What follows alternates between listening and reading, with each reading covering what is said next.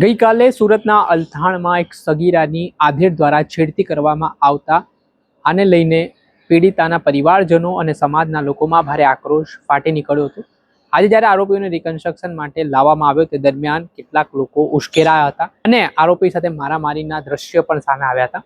આ ઘટનાને લઈને હવે વિસાવદરના ધારાસભ્ય ગોપાલ ઇટાલિયાનું નિવેદન સામે આવ્યું છે, જેમાં તેમણે ગૃહમંત્રી હર્ષ સંઘવી પર પ્રહાર કર્યા છે અને કહ્યું છે ગૃહમંત્રી આમ કાયદો અને વ્યવસ્થા મુદ્દે ફાંકા ફોજદારી કરે છે, પરંતુ તેમના જ મત વિસ્તારમાં દીકરી સલામત નથી. શું મામલો છે, વિગતે વાત કરીએ. વૈષ્ણવજન તો તેને કહીએ જે પીડ પરાઈ જાનાને રે. દર્શક મિત્રો, નવજીવન ન્યૂઝમાં આપનું સ્વાગત છે. જે રીતે સુરતના અલથાણ પોલીસ સ્ટેશન હદ વિસ્તારમાં ગઈકાલે રાત્રિ દરમિયાન એક સગીરાની એક આધેડ શખ્સ દ્વારા છેડતી કરવામાં આવતા મામલો ગરમાયો છે. આ ઘટનાને લઈને VHP, બજરંગ દળ સહિતના હિન્દુ સંગઠનો મેદાને આવ્યા હતા.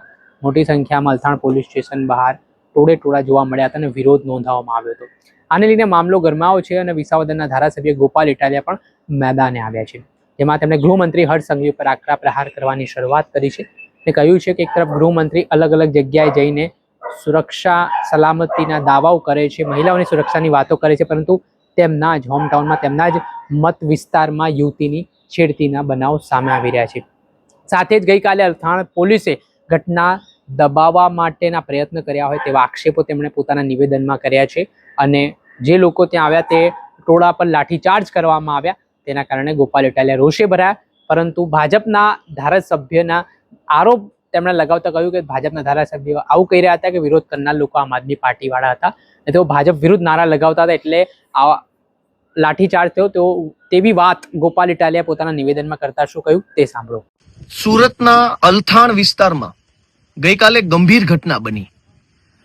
પટેલ સમાજની એક દીકરીનું છેડતી કરી એક મુસ્લિમ મોટી ઉંમરના આધેડે એક નાની એવી દીકરીની છેડતી કરી અને આ ઘટના જોત જોતામાં વાયુ વેગે લોકોમાં ફેલાઈ ગઈ. અનેક લોકોની અંદર ગુસ્સો આવ્યો, આક્રોશ આવ્યો, લોકોને આ વાતથી નારાજગી થઈ અને સ્વયંભૂ પટેલ સમાજના આગેવાનો, SPG ગ્રુપના આગેવાનો, સામાજિક સંસ્થાઓના આગેવાનો, અલગ અલગ એ વિસ્તારના બધા વડીલો, લીડર્સ અને જનતા પોતે બધા જ સ્વયંભૂ ટોળું વળીને અલથાણ પોલીસ સ્ટેશને પહોંચ્યા. સુરતનું અલથાણ પોલીસ સ્ટેશન. આ ઘટના દુર્ભાગ્યપૂર્ણ રીતે બની. એ ઘટના આપમેળે લોકોમાં ફેલાઈ ગઈ કે આવું કંઈક બન્યું છે.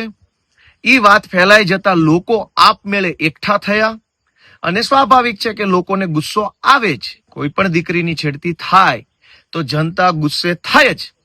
આવી રીતે ગુસ્સામાં આવેલી જનતા પોતાની રજૂઆત લઈને પોલીસ સ્ટેશને ગઈ, અલથાણ પોલીસ સ્ટેશન. ત્યાં શું થયું?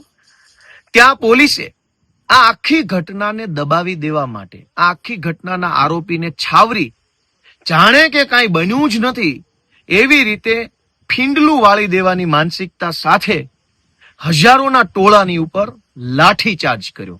શું કામ લાઠીચાર્જ કર્યો? કેમ કે આ આખી ઘટના ગુજરાતના ગૃહમંત્રી હર્ષ સંઘવીની વિધાનસભા વિસ્તારમાં બની છે. ગુજરાત આખાની અંદર જઈને પોતાના રાજ્યમાં કેટલી દીકરીઓ સુરક્ષિત છે, સ્ત્રીઓ કેટલી સલામત છે, એની ફાંકા ફોજદારી કરતા ગૃહમંત્રીની વિધાનસભા મત વિસ્તારમાં જ સરેઆમ એક નિર્દોષ દીકરીની છેડતી થઈ. એ ઘટના આખા ગુજરાતમાં ફેલાય નહીં અને દીકરીઓની સલામતીનો ભાંડો ફૂટી જાય નહીં, એટલે ગઈકાલે રાત્રે પોલીસ સ્ટેશને રજૂઆત કરવા ગયેલા સામાજિક આગેવાનો ઉપર પોલીસે બેફામ લાઠીચાર્જ કર્યો. અનેક લોકોના હાથ પગમાં ઈજાઓ થઈ, માથામાં ઈજાઓ થઈ અને આ બધા જ લોકો આમ જનતા હતા, સમાજના આગેવાનો હતા. એક પણ પાર્ટીનો એકેય માણસ નહોતો. કેમ કે સ્વયંભૂ હતું. ઘટના પણ અચાનક બની, અચાનક ટોળું ભેગું થયું, અચાનક જ પોલીસ સ્ટેશને ગયા હતા. કોઈ અગાઉથી પ્લાનિંગ કર્યું હોય, આયોજન કર્યું હોય, તારીખ ટાઈમ નાખ્યા હોય, વોટ્સએપમાં મેસેજ કર્યા હોય, ફેસબુક પર પોસ્ટ મૂક્યો, એવું કશું નહોતું. અચાનક જ.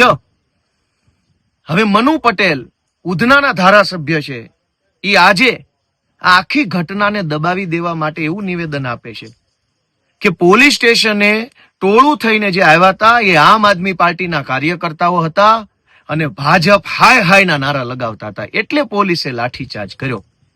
તો મારી સુરત પોલીસ કમિશનર સાહેબને અને ઉધનાના ધારાસભ્ય મનુભાઈ પટેલને એક જ વિનંતી છે કે તમારા પોલીસ સ્ટેશનમાં તો સીસીટીવી લાગેલા છે, એ સીસીટીવી માંથી પોલીસ સ્ટેશનની અંદર ભાજપ હાય હાય કરતા લોકોના ફોટા ગોતો અને એ ફોટા ગુજરાતને બતાવો કે કયો આમ આદમી પાર્ટીનો કાર્યકર્તા પોલીસ સ્ટેશન હતો.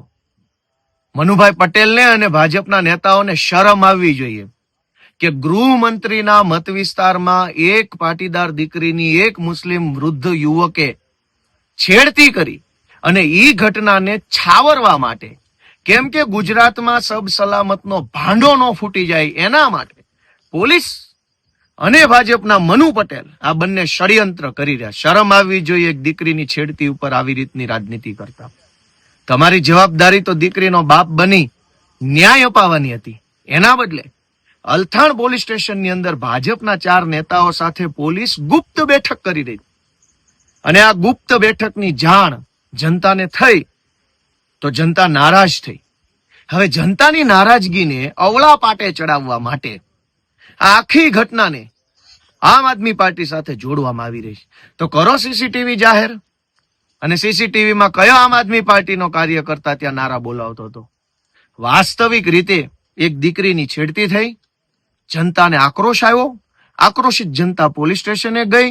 પોલીસે આખી ઘટનાને દબાવી દેવાની કોશિશ કરી, કેમ કે પોલીસને હર્ષ સંઘવીનો ફોન આવી ગયો હતો કે મારા એટલે કે હર્ષ સંઘવીના વિસ્તારમાં છેડતીની ઘટના બની છે, એ છાપામાં ન આવી જોઈએ, ટીવીમાં ન આવી જોઈએ, લોકો સુધી આ વાત ન પહોંચવી જોઈએ. પણ લોકોને ખબર પડી ગઈ કે પટેલ સમાજની દીકરીની છેડતી થઈ અને હર્ષ સંઘવીએ પોતાનું નામ ખરાબ ન થાય, પોતાની બહુ મોટી સિંઘમ જેવી જે છબી બનાવી છે એ છબી ધૂળમાં ન મળી જાય, એટલે આખી ઘટનામાં આરોપીને છાવરવાની અને નિર્દોષ લોકોને મારવાની સૂચના આપી. ગઈકાલે જે લાઠીચાર્જ થયો એમાં કોઈ રાજકીય માણસો નહોતા, કોઈ રાજકીય નહોતા, બધા જ લોકો દીકરીનો ભાઈ બનીને કે દીકરીના બાપ બનીને આવ્યા હતા. જેટલા માણસો ત્યાં હતા એ જનતા હતી, કોઈ પાર્ટી વાળા નહોતા. એક તો આવી ઘટના બની, ઉપરથી લોકોને માર માર્યો, ઉપરથી ઈ જનતા ઉપર તમે કોઈ બીજી રાજકીય પક્ષના હોવાનો આરોપ મૂકો છો, શરમ નથી આવતી? અને દીકરીઓની છેડતી થાય પછી શું ભાજપ જિંદાબાદ બોલી શકાય? દીકરીઓની છેડતી ગૃહમંત્રીના મત વિસ્તારમાં થાય તો ભાજપ હાય હાય જ હોય, ભાજપની જય ન હોઈ શકે.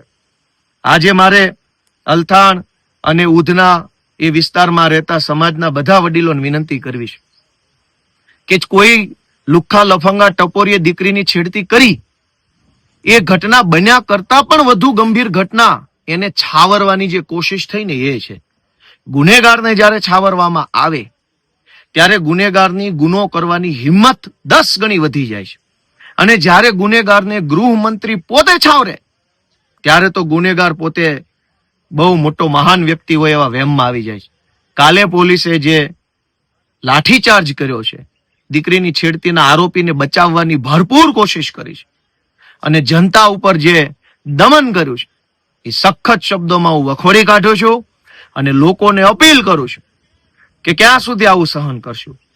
આપણી દીકરી અન્યાયનો ભોગ બને, રજૂઆત લઈને આપણે પોલીસ સ્ટેશન જઈએ તો આપણે પણ ભોગ બનીએ, અને આપણા જ નેતાઓ આપણને બીજી પાર્ટીના આગેવાન છીએ એવી રીતે આપણને ચીતરી મારે.